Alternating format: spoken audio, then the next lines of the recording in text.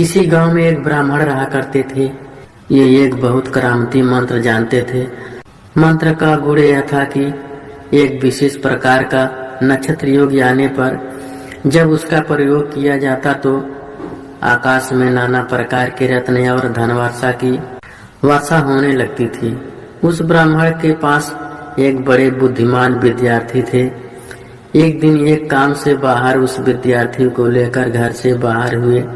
कुछ दूर जाने पर वे एक घने जंगल में आ गए। इस जंगल में 500 डाकू रहते थे। राहियों के आते ही उनका माल सब लूट लेते। उस ब्राह्मण और विद्यार्थी की भी यही दशा हुई। डाकुओं ने उन्हें बांध लिया। राहगीरों के पास सदा रुपया पैसा नहीं रहा करता, फिर भी डाकू उनको नहीं छोड़ते थे। वे एक को बांधकर दूसरे से कहते कि जाओ, यदि हो सके तो रुपए लेकर इसे छुड़ा ले जाओ। यदि बाप बेटे को कभी पकड़ लेते तो लड़के को बांध कर रख लेते और बाप रुपया ले आने को भेजते। यदि माँ बेटी को पकड़ते तो बेटी को रखकर माँ को रुपया ले आने को कहते।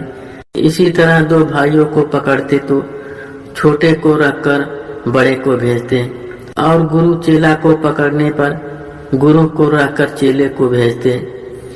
इसी के अनुसार उन्होंने ब्राह्मण को पकड़ रखा और शिष्य को रुपया ले आने के लिए भेज दिया। जाते समय शिष्य ने गुरु को नमस्कार करके कहा, मैं 2 दिन के भीतर ही लौटूंगा, आप डरिए मत, किंतु ये काम आपको करना होगा। आपको मैं सावधान किए जाता हूँ। आज धन वर्षा का योग है। ऐसा ना हो कि आप दुख से कातर होकर धन वर्षा करें। यदि करेंगे तो आप भी मरेंगे और ये 500 डाकू भी मरेंगे। शिष्य ऐसा कहकर रुपए के लिए घर चल दिया। संध्या समय पूरब की ओर चांद उगने लगा। ब्राह्मण ने देखा नक्षत्र योग आ रहा है। देखकर उन्होंने सोचा, अच्छा धन के लिए ही ना डाकू हमको नाना प्रकार के कष्ट दे रहे हैं। यह धन वर्षण का योग तो दिखाई देता है। मैं इतना कष्ट क्यों सहूं? मैं इसी समय मंत्र के बल से धन वर्षा बरसाकर इन्हें देकर क्यों न चला जाऊं। यही सोचकर उन्होंने कहा, क्यों जी, तुम लोगों ने मुझे क्यों पकड़ रखा है? कहना व्यर्थ है, उन्होंने जवाब दिया, धन के लिए। ब्राह्मण ने कहा, यदि यही बात है तो मेरा बंधन खोल दो, स्नान करने दो, नया वस्त्र पहनने दो, चंदन लगाने दो और फूलों की माला पहनने दो। डाकुओं ने वैसा ही किया। ब्राह्मण ने मंत्र पढ़कर ज्यों ही आकाश की ओर देखा त्यों ही आकाश से नाना धन रत्नों की झड़ी लग गई। डाकू जिससे जितना हो सका उस धन को लूटकर अपने कपड़े में बांधकर चलते बने।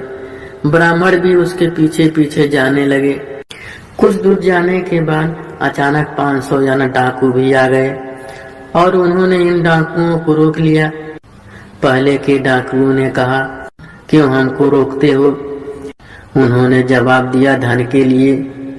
पहले के डाकुओं ने कहा, अगर यही बात है तो इस ब्राह्मण से मांगो, इसके आकाश की ओर देखते ही धन वर्षा होती है, इसी ने हमको धन दिया है। नए डाकुओं ने पहले के डाकुओं को छोड़कर ब्राह्मण को ही पकड़ लिया। बोले, बाबा जी, हम लोगों को भी धन दो। ब्राह्मण ने कहा, बहुत अच्छा, यदि यही चाहते हो तो धन वर्षा का योग साल भर के बाद आता है। साल भर ठहरो, उस योग के आने पर मैं बरसाकर तुम्हें भी दूंगा। डाकू बिगड़ उठे। बोले, क्यों रे दुष्ट ब्राह्मण, इनके लिए अभी वर्षा हुई और हम लोगों के लिए होगी साल भर बाद। यही कहकर उन्होंने उन्हें काटकर रास्ते पर फेंक दिया और साथ ही दौड़कर डाकुओं को भी पकड़ लिया। फिर क्या था, दोनों दल में भयंकर मारामारी शुरू हो गई। कितने ही मरे, कितने ही बचे। जो बचे उनमें फिर गोलमाल शुरू हुआ। इस प्रकार अंत में सिर्फ 2 आदमी बच गए और शेष अभी मारकाट में समाप्त हो गए। बचे हुए आदमी सारा धन रत्न लेकर जाते जाते एक गांव के पास आए। वहां उन्होंने एक वृक्ष के नीचे रुपए को छिपा रखा। उसमें से एक तलवार लेकर ब्रिज पर चढ़ गया और पहरा देने लगा। दूसरा खाने को भात लेने के लिए गांव में गया। तलवार लेकर पहरा देने वाले ने सोचा कि अगर वह लौटकर आएगा तो इस धन को 2 हिस्सों में बांटना पड़ेगा। यह सोचकर उसने तलवार को संभाल कर पकड़ लिया और उनके आने की राह देखने लगा। जो गांव में भात लेने गया वह भी सोचने लगा कि यदि वह जीता रहेगा तो आधा हिस्सा ले लेगा।